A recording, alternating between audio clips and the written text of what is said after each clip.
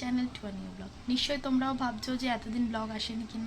Actually তোমাদের যেরকম last ব্লগে বললাম মেঘের শরীরটা একটু খারাপ হয়ে গেছিলো। তো খারাপ হয়ে গেছিলো, আমি পরের দিন সঙ্গে সঙ্গে ডাক্তারের কাছে নিয়ে গেলাম। ডাক্তার প্রেসক্রাইব করলো যে সমস্ত ওষুধ, সেগুলোও চালু করে দিয়েছিলাম। ও পরের দিন ঠিকও ছিল স্যাটারডে। সানডে থেকে আবার জ্বরটা এসেছিলো। তো যাই হোক, একটু চিন্তার মধ্যেই ছিলাম। জ্বরটা অ্যাকচুয়ালি কিছুতেই কমছিল না। তো তারপরে একটু ব্লাড টেস্টও করতে দিয়েছিল সমস্ত রকমের। তো সমস্ত ব্লাড টেস্টই করা হয়েছে, সমস্ত ঠাকুরের ইচ্ছে নেগেটিভ এসেছিলো। তো যাই হোক, তারপরে সমস্ত ওষুধ খেতে খেতে মেঘ কালকে একটু ভালো আছে, তাও পুরোপুরি ফিট এখন বলতে পারবো না। স্কুল যেতে পারেনি, টিউশনগুলোও ছিল, টিউশনেও অ্যাটেন্ড করতে পারছে না। তাও যে স্যার বাড়িতে আসেন কালকে এসেছিল, কিন্তু মানে ওর শরীরটা এতটা উইক হয়ে গেছে যে অতটা স্ট্রেংথ নিতে পারছে না।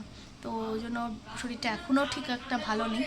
তো যাই হোক, আমার যে পেন্টিং ব্লগটা ছিল নববর্ষে, সেটা আর আমার এডিট করে ওঠা হয়নি। আসলে দেখবে মায়েদের বাচ্চাদের শরীর খারাপ হলে সব, তোমাদের যারা মা তারা এই ব্যাপারটা ফিল করতে পারবে যে মন মেজাজ কিছুই ভালো লাগে না, কিচ্ছু ভালো লাগে না। তখন আমারও সেম ব্যাপার।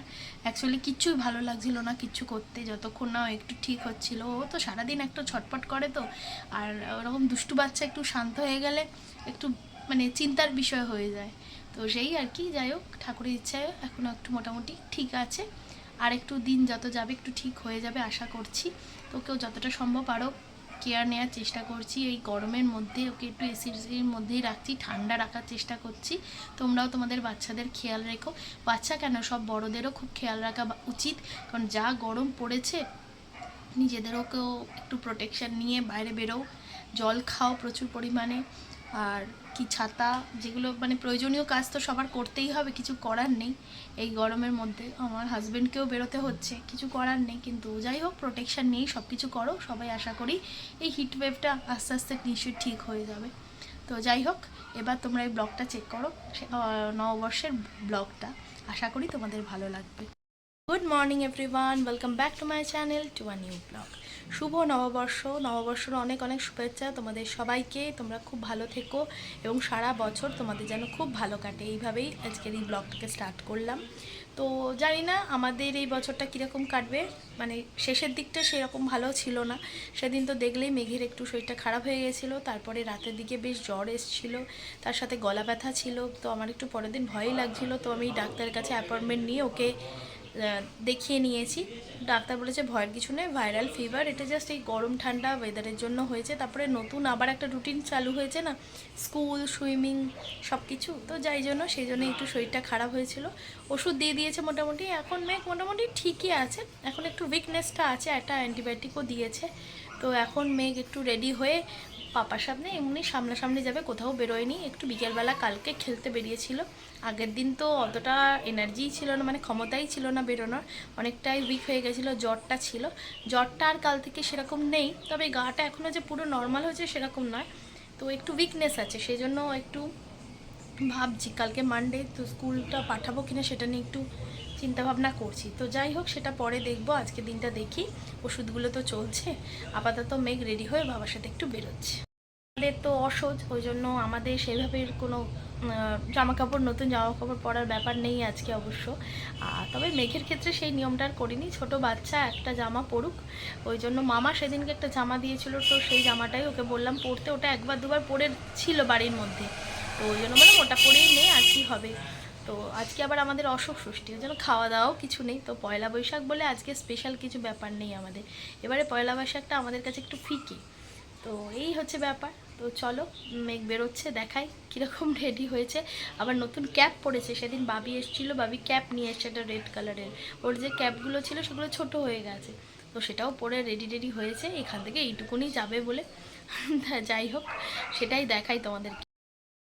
সকাল সকাল রেডি হয়ে গেছে, মামা এই জামাটা দিয়েছিল। তো এখন অনেকটা ঠিক আছে, তাই না? ঠিক আছে তো। তো ওই জন্য একটু পাপার সাথে বেরোচ্ছে, একটু বাজারে, একটুখানি সামনেই যাবে, চলে আসবে।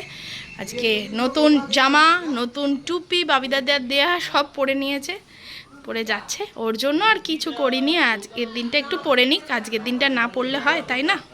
যাও, তাড়াতাড়ি আসবে। ব্রেকফাস্ট হয়ে গেছে, এখন বেজে গেছে প্রায় 11:45। ব্রেকফাস্ট আর কী খবর, তো আজকে তো সারাদিন পরোটাই খেতে হবে, তো ওই জন্য আজকে একটু বাইরের পেটে পরোটা এনেছিল, তো সেটাই খেয়েছি। তো এখন একটু চিকেন হবে, ওরা আজকে একটু চিকেন খাবে বললো, তো ওই জন্য আমি একটু রান্না করে দেবো। কাকিমা এমনি রান্নাবান্না করে চলে গেছে, কিছু রান্নাবান্না ছিল না, ওরা যেহেতু খাবে ওই জন্য একটু উচ্ছে বেগুন ভাজা করেছে, আর আমাদের একটু ছোলার ডাল আর আলু মরিচ করেছে, তো ওইটাই করে দিয়ে গেছে। পরোটাটা গরম গরম করব, আটারই পরোটা খাবো, কারণ আর ময়দার মধ্যে গরমের মধ্যে খেতে ভালো লাগছে না অ্যাকচুয়ালি, এই হচ্ছে ব্যাপার। তো এই মাংসটা বসিয়ে দিয়েছি। এই যে সকাল থেকে আজকে দেখা মেলেনি, গেছিল শুভ পয়লা বৈশাখ। হ্যাঁ, শুভ নববর্ষ। শুভ নববর্ষ। এই যে সমস্ত মিষ্টির প্যাকেট চলে এসছে আমাদের বিজনেসের। এবারে কি হয়েছে? সব একই প্যাকেট। কি হয়েছে গো এবারে? লাড্ডু? হ্যাঁ, ভালো লাড্ডু হয়েছে। লাড্ডু হয়েছে। এবারে পুজো না, কখন পুজো হলো শেষ এখানে? এই যে লাড্ডু, 6টা করে লাড্ডু। পুজো কখন শেষ হলো? পুজো শেষ হয়েছে এই তো 1টার সময় পুজো শেষ হলো। ও যাই হোক, গেছিলো এমনি। এবারে প্রথমবার বোধহয় পুজো করতে পারলো না। লাড্ডু দাদা, লাড্ডু দাদা একটু খাও। খাবে না? একটু খেয়ে দেখো আধখানা। মাংস রান্নাও হয়ে গেল, খাওয়া দাওয়া শুরু হয়ে গেল। ঠিক আছে, মাংসটা টেস্ট না করে মাংস খুব সুন্দর, নুন টুন ঠিক আছে তো সব? পারফেক্ট। বাস ঠিক আছে, খেয়ে নাও। এই যে আমরা এবার খেতে বসে গেছি। আমাদের পরোটা, ছোলার ডাল, আর এদিকে কাকিমা করেছে আলু মরিচ, বেশ ঝাল ঝাল লঙ্কা দিয়ে। বেজে গেছে প্রায় 6:45। একটু খাওয়া দাওয়ার পরে একটু শুয়েছিলাম, তো দু এক জায়গায় বিকেলের ইনভিটেশন ছিল আজকে, যেহেতু পয়লা বৈশাখ, তো যাবো না ভাবছিলাম। ও বললো না চলো একবার ঘুরে আসি, অনেক করে বলেছে। তো এখন যাচ্ছি, প্রথমে যাচ্ছি জীবনটাকে সংরক্ষিত করতে, সেরকমই বলতে পারো। সুদীপ্তদার কাছে যাচ্ছি। সুদীপ্তদা কে সেটা তোমাদের সাথে একটু পরে ডিটেলসে শেয়ার করছি। তো সুদীপ্তদা প্রত্যেক বছর পয়লা বৈশাখে এই সময় হচ্ছে আমাদের জীবনটা সুরক্ষিত করে থাকে, কারণ এখন তো আমাদের জীবনটা আনসার্টেন, কখন পরিস্থিতিতে কখন কার মানে কি হয় সেটা এখন বলাটাই খুব মুশকিল। ওই জন্য জীবনটা আগে সবার আগে সংরক্ষিত করাটা খুব দরকার। তো সেটাই আগে করতে যাচ্ছি, তারপরে আরেকটা জায়গায় যাব। নতুন শাড়ি পরে নিই, যাই হোক একটা উনি সামনাসামনি ছিল, শাড়িটা পরে নিয়েছি।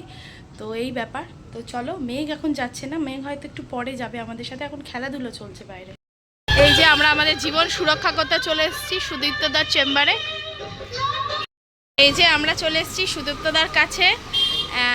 তো সুদীপ্তদা আমাদের জীবন সংরক্ষণ করার মানে কি বলবো, একজন ভরসাদার লোক, যিনি আমাদের জীবন সংরক্ষণ করে থাকে। আমরা এখানে ওনার কাছে অনেক কিছুই করেছি, তাই না? তো ওই জন্য চলে এসেছি আজকে আমন্ত্রণে। পয়লা বৈশাখে সুদীপ্তদা অনেক কিছু অ্যারেঞ্জমেন্ট করেছে, দেখতেই পাচ্ছেন আপনারা সবাই। হ্যাঁ, নতুন বছরে এই যে সবাই, উনি একজন খুব ভরসাদার লোক। তো আপনারাও যদি আমাদের মতো জীবন সংরক্ষণ করতে চান, সুদীপ্তদার কাছে আসতে পারেন। আপনার ফোন নাম্বারটা একটু সুদীপ্তদা বলে দিন। 9434198770। আরেকবার বলে দিন। 198770। আচ্ছা, আমি এই যে পুরো এতে দিয়ে দেবো, তোমরা চাইলে ওনার সাথে যোগাযোগ করতে পারো। অনেক রকমের পলিসি আছে, উনি LICর একজন মানে কি বলবো এজেন্ট। তো উনি ওনার কাছে সমস্ত রেঞ্জেরই রয়েছে। কত রেঞ্জ থেকে স্টার্ট হচ্ছে তাও? মোটামুটি 7000 টাকা। 7000 টাকা থেকে আপনার মোটামুটি প্রচুর LICর মানে বন্ড রয়েছে। তোমরা চাইলে কেউ ওনার সাথে যোগাযোগ করতে পারো। ঠিক আছে, না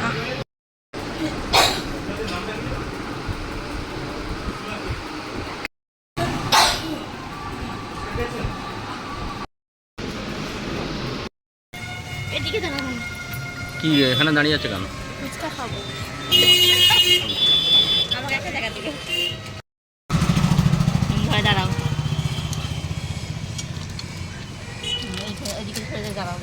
Disconnected. হ্যাঁ, শুধু তো দা ফুচকা খাওয়া হচ্ছে, সবচেয়ে ভালো।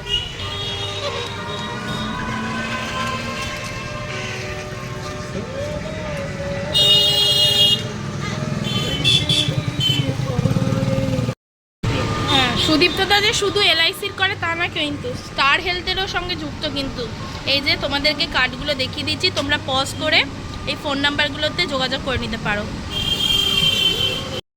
এই অরিজিৎ দা আসেনি? আচ্ছা, এই যে আমাদের আবার প্যাকেটও পেয়ে গেছি। আমরা আবার হালকাতা করতে এসে, ঠিক হালকাতা নয়, আমরা জাস্ট ঘুরতেই এসেছি, এই জন্য।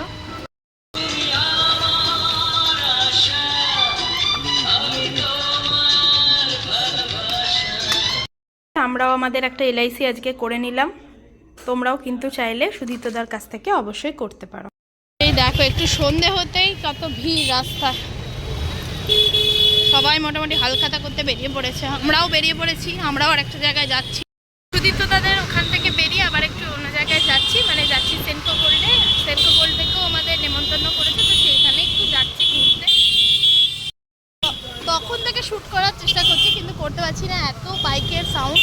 তো সুদীপ্তদার ওখান থেকে বেরিয়ে এখন একটু যাচ্ছি সেনকো গোল্ড। তো সেনকো গোল্ড থেকেও আমাদের ইনভাইট করেছিল, ও বাপরে বাপ ইনভাইট করেছিল, তো সেই জন্যই যাচ্ছি। তো বাড়িতেও গিয়েছিলাম, মেঘ যাবে বলেছিল প্রথমে, তো এখন মেঘের শরীরটা না উইক লাগছে, ভালো লাগছে না, মনে হচ্ছে একটু রেস্ট নিই শুয়ে। তো ওই জন্য আমরা দুজনেই যাচ্ছি, একটুখানি 5-10 মিনিট ঘুরে চলে আসি। আমরা চলে এসেছি সেনকো গোল্ডের সামনে, এখানেও ভালো সাজিয়েছে, সুন্দর।